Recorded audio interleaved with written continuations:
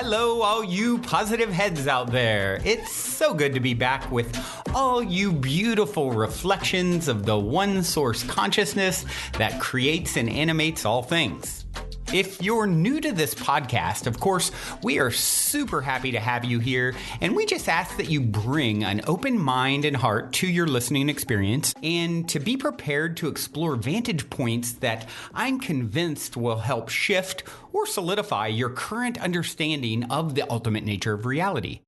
While listening, you'll be exposed to inspiring, empowering, and unifying perspectives that I'm highly confident will yield stellar results in your life if you opt to try them on for size.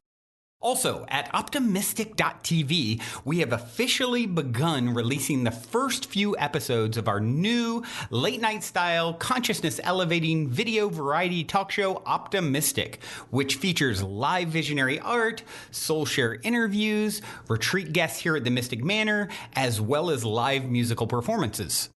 I'm also super excited to announce that we are currently making plans to release the rest of Season 1 on my personal favorite online streaming service. So stay tuned to optimistic.tv to follow the unfolding development of this exciting Optimistic expansion, as we'll be posting more info and release dates there soon. And in the meantime, be sure to check out, of course, the first few episodes at optimistic.tv as well.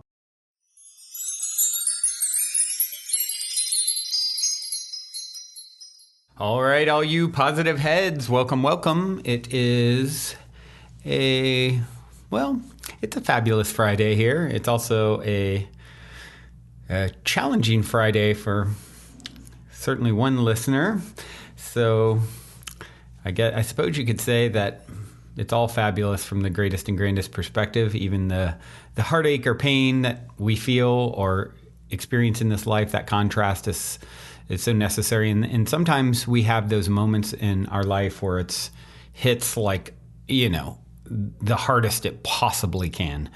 And that can come for some folks in the form of losing a loved one, of course, and even more dramatic and painful fashion many times is when suicide strikes someone's life. And I want to talk a little bit about that today. It has definitely, struck close to home for me before. And there was a longtime listener and member of the Positive Heads Facebook group, Jenna, wrote in and asking for help. And I saw this morning before recording, and I wanted to answer the call. And certainly I can't take the pain away. What I can do is my very best to offer some perspectives that may hopefully shine a little light and lighten the load of the perspective that she's dealing with and the pain that comes along with losing someone. And in this case, I'll just read out what she wrote, and here it is from Jenna. I need help. My best friend, my soulmate, twin flame, all of it took his life. I am completely and utterly lost and heartbroken. I've known him for 18 years, and from the very first day we met, it was a very special bond that couldn't be broken. We dated off and on, but never stopped talking. We've always been there for each other, and I don't know how to function knowing he's not here anymore. Brandon, I truly believe the little soul in the sun story and know that to be the way things work, but I'm having a really hard time knowing that I'm existing in a lifetime that he's no longer in. I can't sleep. I can't eat. I can't stop crying. I can't understand why he would do this. He didn't even say goodbye. I'm sorry this is long. Thank you for reading. I don't know where to turn, but I know most in this group can somewhat relate. How do I come to terms with this? I just need him here. Thank you for the bravery of reaching out and sharing, Jenna. And there's, as I said earlier, there's nothing that I can do to fix it or undo what's happened or take the pain away. I think a part of it is time is going to be the greatest healer, right? And yes, you can begin to shift your perspective slowly. And I want to honor the things that you're feeling. Perhaps I'm sure you've considered it. you can't sleep, you can't eat, you can't stop crying. This is like, excruciating for you. And perhaps that is, I would say it is a part of what you're meant to go through in this loss. And to experience that, extreme pain is something that, I think you would agree, as you suggested with the story, The Little Soul in the Sun, that all the hardships that are sort of thrust upon us by another soul is actually done for love, because we asked for it at some level. We invited it in. We wrote it into the narrative, the script of our life, and that he loved you so much that he's willing to do this awful thing, that has left you sleepless and in just agony and remorse. It's a lot to go through, and the only way through it is through it. And that's why I want to just say, again and again, it's like all we can do is be here for you. Those in the group, I'm sure I could see a lot of people are commenting and responding and reaching out to share whatever nugget of wisdom and support that they can. And ultimately, we're just going to do our best to be here for you. I would like to share some thoughts and perspectives that I hope really give you some level of relief. And anyone out there, of course, who's dealt with or will deal with something like this, losing a loved one in general, aside from suicide, very, very challenging. And something that all of us, it's a part of life, death, right? And one of the most challenging parts we have to face. And for me, when I can add this perspective, the perspectives that I'm going to share, it really helps to lighten the load. I think back to the story of, I forget exactly where I heard it, but a man who dreamed, and in the dream his son died, and then he awoke and realized it was just a dream. And later in his life, that same day, his real son died. And he said, do I cry more for the son that has died now, or the son last night in the dream? Implying that this is just as much of a dream. And Rumi suggested this as well. And I think when you can understand that it's a dream that we're going to wake up from, he said, this place is a dream. Only a sleeper considers it real. Then death comes like dawn, and you wake up laughing at what you thought was your grief. And I know you're experiencing grief now, and when you're in it, that grief is very, very real. But knowing that there is a light at the end of the tunnel, I believe that with all of my heart, that there will be the time where Jenna will transition back into non-physical and laugh at what you thought was your grief, and knowing that actually it'll be unpacked and realized that it was a gift. And I think that's something that in this case, she really has going for her, is that deep down that like it's all happening for love and for you. And, I think of, I'd mentioned that suicide has struck close to home for me. My brother and his ex-girlfriend, I've talked about this before in the past, who has my mother's birthday, same birthday as my mother. And she, I lived with her at one time, me, my brother, and her, and my son. And, soon after they split, she was, very young and, I think 21 at the time, and just as sweet as she could be, very beautiful. And just, had everything going for her. It's not like she was, very troubled with drugs or anything like that. And she just didn't have that will to live. She just didn't want to be here. And after the breakup, it just kind of solidified that for her. And she took her life. And we had the experience of talking to a medium a few years ago. And this was maybe 10 plus years ago now that this happened, where she took her life. And we had a chance to talk to a medium, a very well-known medium, Lisa Williams. And I thought it was really interesting because she came through in that reading. It was, me, my mom, and my brother were talking to Lisa and having a reading. And she came through, and her explanation of why she did it came through, and she said, it was my turn to save him. Ryan is my brother. It's my turn to save him. And it was such a jarring, explanation. Hold on. She saved him by doing what she did? Like, interesting. Like, we can look at what transpired afterwards. My brother was so devastated by it that he left California and went back to Virginia, where we were originally from, which then led to him getting a job, which then led to him and I's first, successful company that never would have happened had she not taken her life. Even me, how much it affected my life, we built a massive company because of that move. Was one of the things that led to, a lot of success, and his success to this day, and so that's certainly one thing. He was in a very rough, he wasn't in a great emotional state, prior to her death either, and he certainly went through it for several years afterwards, but ultimately it led to some really good things, and now he's doing better than ever. So I think if we can really take on this perspective that Rumi shared, that this place is a dream, and death comes like dawn, and you wake up when we get the chance to go into that dawn. We're going to laugh at what we thought was our grief. When you can really adopt the perspective that we're eternal beings that experience infinite experiences in lives, and it's sort of like Jenna's friend was watching a movie, and we're all in the same movie theater, and he had enough of this movie and got up and walked out, but there's infinite more movies out there and certainly didn't affect his existence. And, he is with her and part of this show in this moment. And,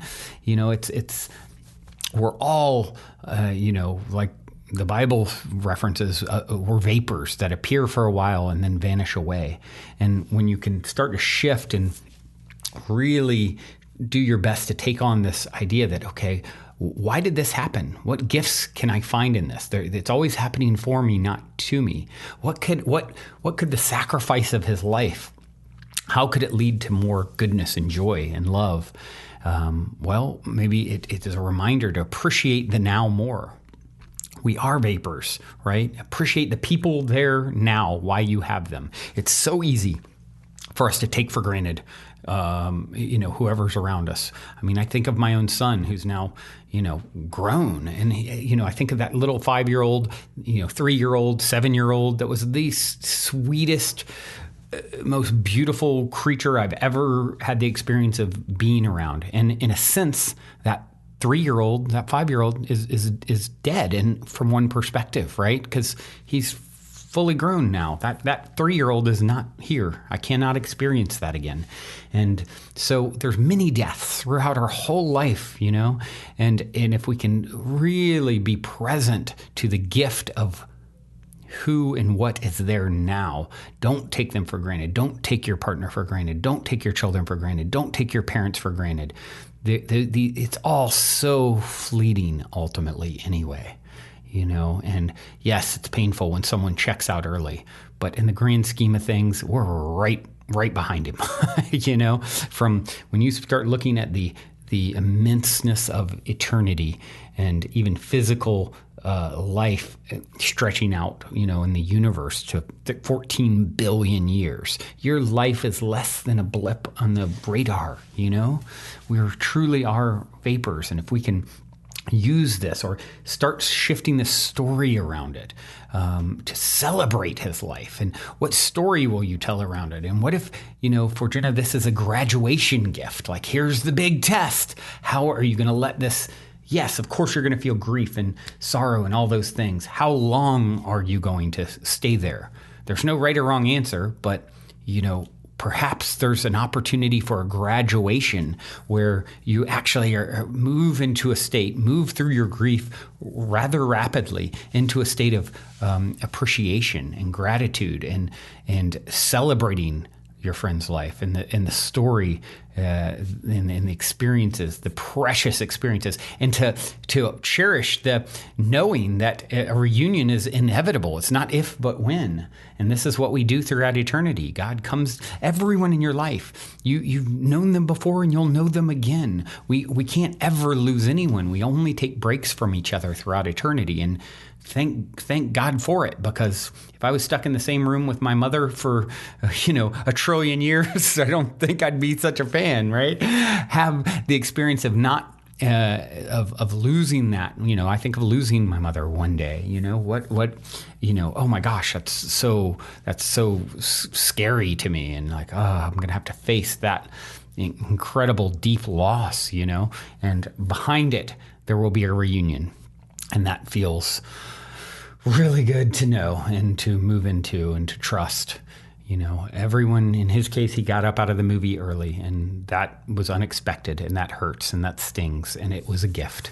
And it's the greater the challenge, the greater the sense of achievement and, reward that is ultimately experienced on the other end. If you can take this, integrate it, and transmute it into, something that really serves you and serves mankind and serves, his and really pays tribute to his life.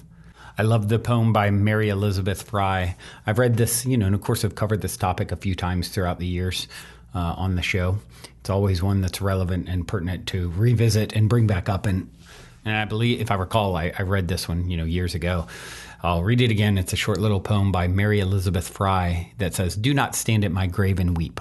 Do not stand at my grave and weep. I am not there. I do not sleep. I am in 1,000 winds that blow. I am the softly falling snow. I am the gentle showers of rain. I am the fields of ripening grain. I am in the morning hush. I am in the graceful rush of beautiful birds in circling flight. I am the starshine of the night. I am in the flowers that bloom. I am in a quiet room. I am in the birds that sing. I am in each lovely thing. Do not stand at my grave and cry, I am not there. I do not die." So powerful and poignant. It really is. You deal with this. You tap into this whole death thing, and what does it do? It makes us feel deeply alive because we're feeling so deeply that these deep primal emotions come up, right? And it's much like this song I want to share here. It's talking about death and, from the other side, sending love to everyone left. And I'm sure, Jenna, that your friend will be so happy to know that this song is being played, and that I'm sure, although he didn't leave a note for you, this song, I can almost guarantee, without knowing him at all, that this song, he's celebrating, he's dancing. Like when I got to speak to my grandmother, who was so dear to me when she had crossed over via a medium in a different experience. And, I was told, she's dancing. She had a tough life, and she was dancing, and she was, telling the medium, "Yeah, I'm on this side. I can dance freely. I didn't get to do that as much as I wanted in my life." He's dancing. That this song is all about sending love from the other side, and it's by Noah Gunderson. It's called "Send the Rain to Everyone." Until next time, thank you guys for being here in this vapor of a precious moment with me. Until next time, journey well. Love you so much. Also, before we sign off, I wanted to remind you about the game with the universe on our website. You can choose the first number that comes to your mind, and it'll pull up that episode number of the podcast. I've been saying this is a great way to co-create synchronicity and magic with your higher self for quite some time. And if you go to positivehead.com/universe, there is a super fun and simple interface to play this game with your higher self. I firmly believe just by setting the intention to play in this way, it opens up the door for magic, and it's a synchronistic way to hone in on nuggets of wisdom out of the huge catalog of episodes that are specifically appropriate for you at this time in your journey to becoming the next greatest and greatest version of yourself. And it also makes for a super fun way to spark the curiosity of friends and family by having them choose a number, so they'll hopefully go and check out their number as well, which I greatly appreciate because it helps us to spread the word about the podcast. Once again, the address is positivehead.com/universe. And as a quick reminder, if you're curious to learn more about Purium superfoods and why I take them almost every day, be sure to also check out positivehead.com/transformation.